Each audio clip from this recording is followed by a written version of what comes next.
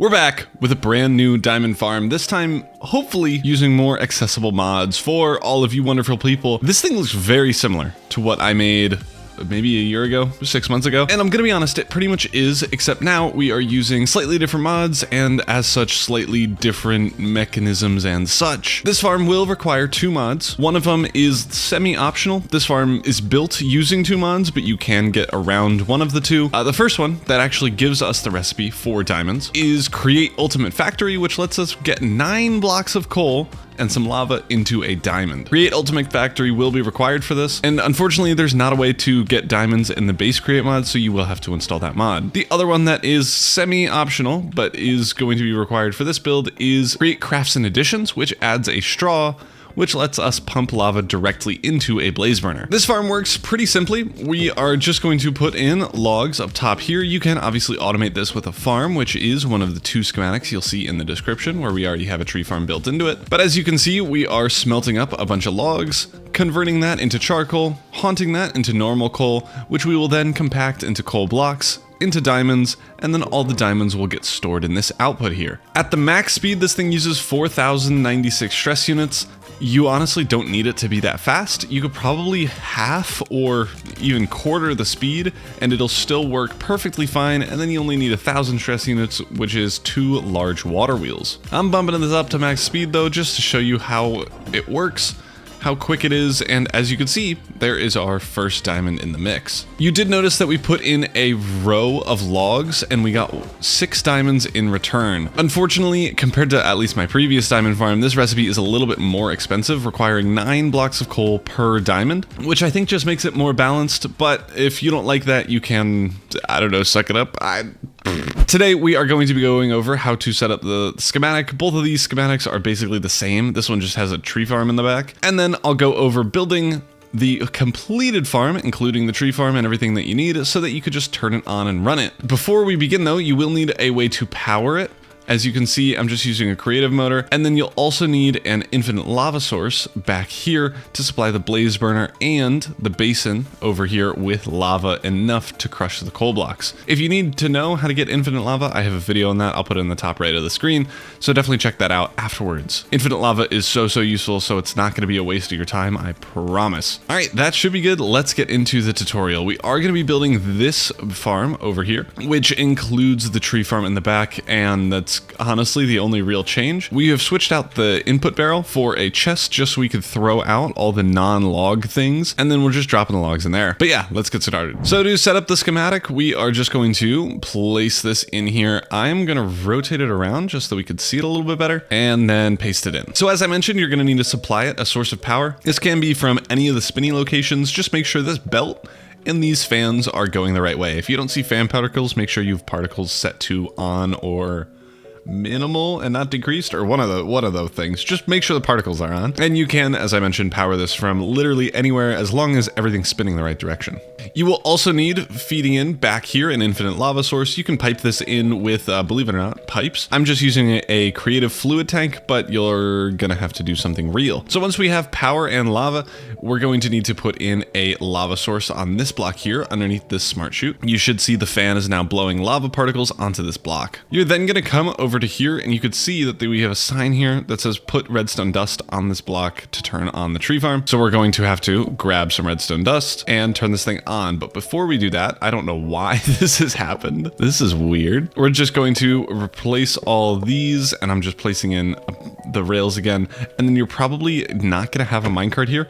So make sure you place in the minecart. Make sure you hover over this and it's set to lock rotation. It already should be there, but just double check. Then we can put in the redstone.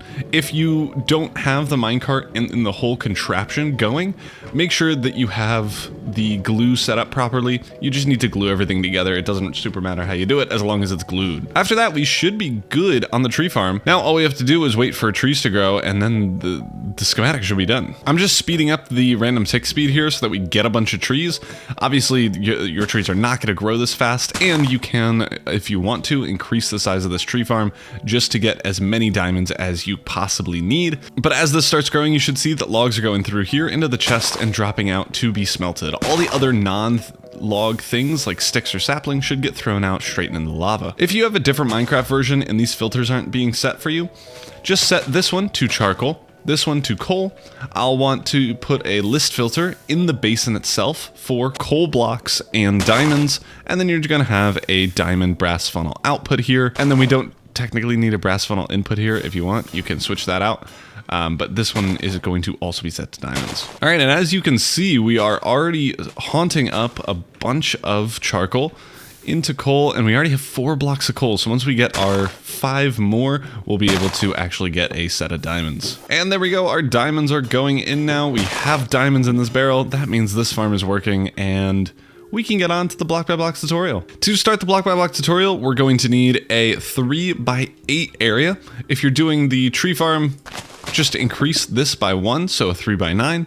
And then we're going to go back an additional 13 blocks, so it's going to be a 16x9 area. The additional area in the back here can stay mostly grass. I was just laying it out here. We are going to actually need to place in more dirt over here once we get to it, but we're not doing that yet. Instead, let's set up the output setup. So the output is going to be a block and then a barrel up top here, and then we're going to do an andesite funnel in the back going into it. Underneath the funnel, we're going to have a depot and an item drain next to that depot, and then we're going to place in a block with a basin on top of it. This is a temporary block, so you can now remove that. In this basin, we're going to need to grab a list filter and set it to blocks of coal and diamonds. Put that in the filter section, and then we're going to place a brass funnel with the filter set to diamonds on the outside going out onto this item drain. That'll have the diamond roll over this item drain onto the depot to be picked up by the andesite funnel. Beneath the basin, we're going to have a blaze burner. It doesn't matter if it's powered or not for the moment. And then we're going to have a block next to the barrel, a block underneath it just for looks. I mean, it looks kind of silly when it's floating like over here. And then we're going to place in 3 more smooth stone blocks across this basin area. We're going to have a barrel right next to the basin, and then we're going to have a funnel with coal set as the filter going into the basin. You can see the little arrow here. If it's not, just right click it with a wrench and that'll invert it. And then another brass funnel facing out of this barrel onto kind of this main walkway area. We're going to grab another brass funnel and have it go into the barrel here, this time with the filter set to charcoal. We're going to place another smooth stone block here, and then we're going to do 2 more. This one having a soul campfire, and then we're going to be able to place lava here in a second, but that'll just make the lava flow out everywhere. So we need all the other sides first set up. So behind the soul campfire and where the lava is going to be, we're going to place in 2 encased fans. Make sure they're facing towards the whole build. Again, you can right click it with a wrench to flip it around. And then we're going to place 2 encased chain drives directly behind those encased fans. Over on the back side here, we're going to get 2 pipes and place them next to the blaze burner and the basin. Now's a good time to right click the blaze burner with a straw. This is a create crafts and additions item, and that will turn it into a blaze burner with the straw hat thingy that, you know, and how in Cars 2 they had, maybe Cars 1 they had the hat. I mean, it's not just a Cars thing, but they had the hat. It wants the hat. We're placing a mechanical pump right next to it. Don't even stop talking to me. And then we're gonna shaft all the way here until we get back to the encased chain drives and place in another encased chain drive right there, so it should connect up just like so. We can now set up the lava here. It is just going in here. It shouldn't flow anywhere since all of the blocks around it are blocks. Over on this cogwheel here, we're going to place in another cogwheel. Then we're going to get encased chain drives and do one of these whoop-de-woo things. This is allegedly part of the game. I still don't get why or how this works, but it'll power it. And then on the other side here, right above the basin, we're placing in a mechanical press. Now the last thing we need to do is get in our log filtering and storage and setup. If you're just doing the actual farm, you can place a chute and a barrel and you're done. If you're doing the log farm, we need some filtered chutes. So we're going to first place in a smart chute directly above this funnel and then another one to the side of it. The left one is going to have a list filter for all of the log types, and we're setting this to allow all the logs. And then the one to the right of it is going to be a deny list for all of the log types to basically just accept everything that isn't a log and throw it out. Above both of these, we're placing in a double chest, and then we're going to grab an andesite funnel to go into said double chest. We're going to place in a depot directly below this andesite funnel, and then we're going to do 2 shafts here. Right click it if it's connecting the stuff, connect them with a belt diagonally so it should go up into this andesite funnel. We're going to place in a gearbox next to this encased chain drive, and that should connect it up to this belt. Now that is everything technically connected to things that are going to need power, at least at some point. So now is a pretty good time to connect to the power to make sure that everything is spinning the correct way. The only thing we really care about is that these encased fans and this belt is spinning properly. The create mod is directional, so this belt might be backwards even though these fans are going the correct way. So if that's the case, just place in 2 encased chain drives and a gearbox here, and then it'll start going the right way for you. All right, to get now to the tree farm, we are going to be placing in stone blocks or literally whatever building block you desire. It could still be dirt. All the way to the end here, and then one up top here where we have the power rail kind of go backy system. And this is going to be where our cart is driving on. We're gonna just place in the border around here, and then this line is actually going to be part tree farm bits. So we're going to leave this as not a line of smooth stone. So we're going to be using the 2x2 trees because it is a little bit faster. Unfortunately, there is some weird stuff with 2x2 tree growth, and it needs more space than the 1x1 trees to actually be able to grow. And honestly, as you can see, the 1x1 trees are still not even growing, so maybe this is just full fibbage. And actually, yeah, now that I'm thinking about it, let's just not do those. So we're going to cut in 2 rows here, and these we're not even going to use since, I mean, we can't. That's pretty self-evident. We're actually doing 3 rows because we can't. So I guess let's start getting set up with this system here. So we're going to go to the very back right, left. This is the left side. The very back left, and we're going to place in a 2x2 little area here. We're going to break out these blocks here. So just the game knows that we're trying to grow a 2x2 tree right in this spot. And then we're going to do the same thing. And then one final time, the same thing. We're going to have saplings in these spots here.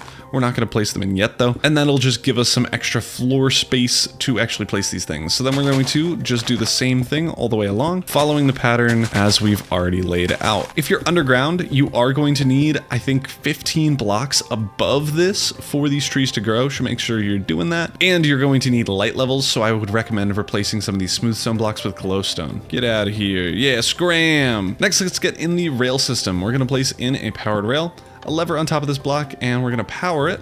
So that powered rail should now be powered. And then we're going to go all the way along the edge here, and we're going to place in normal rails until we get to one after this encased chain drive here, where we're going to place in a controller rail. On top of the controller rail, we're placing in a cart assembler.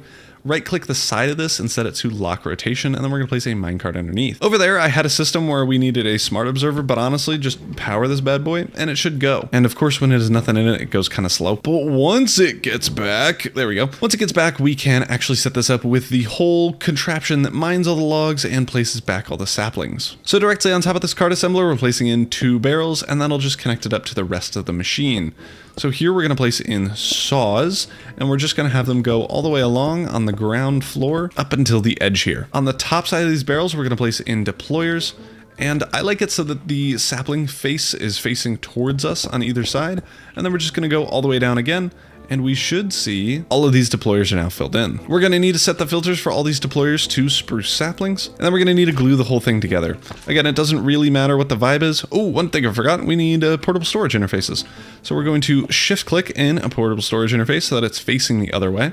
Same with this side over here, and why not just grab a brass funnel and have it going out of the portable storage interface onto this belt. Now we can glue everything together. I've already glued the deployers. Let's glue all the saws, and then we're going to do a line from saw to deployer all the way up, and then a 2x2 for the barrels, portable storage interface, and deployer. Once we have that, let's turn this thing on, and we should see it go. If you want, you can fill this up now with spruce saplings, and we should see all of those getting placed in. So now that that's working, I have my growth speed up way faster so that it'll actually just work. But, and let's speed this up just so that I can figure out how things work, we should see this thing start to grow. There we go. The smaller trees are starting to get in. It does take a little bit longer for the big trees to grow, but once they do, there we go. We have a ton of logs coming in for that, almost certainly. Yeah, 119 already.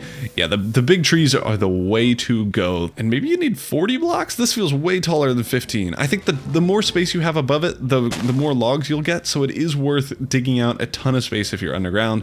But now we can see that stuff is working. We have logs being smelted into charcoal, and hopefully soon the charcoal is going to start dropping out. One thing to note, if these funnels aren't picking up the charcoal for you, you probably have Valkyrian Skies installed, and that has a bug, at least your version does, where the funnels won't pick stuff up. There is a newer version that fixes that bug, so maybe try to update that or just remove the mod entirely, and then it should work fine. Oh, one thing we totally forgot to do was to put in an infinite lava source. So you're going to need to do that here where this pump is situated. I am just going to do a creative fluid tank because I'm lazy, but also, yeah, I'm not setting up a 10,000 block perimeter here for this tutorial because you should probably have that just for other builds as well. Infinite lava is so useful, so I would just recommend it. Yeah, but once we have that, we can see the blocks of cola already being created. We have 2 diamonds already. This thing is working great, and I hope you all enjoyed. Thank you all so much for watching. If you're new, consider subscribing. Check out all my other videos. I have a billion, and I will see you all in the next one. Peace.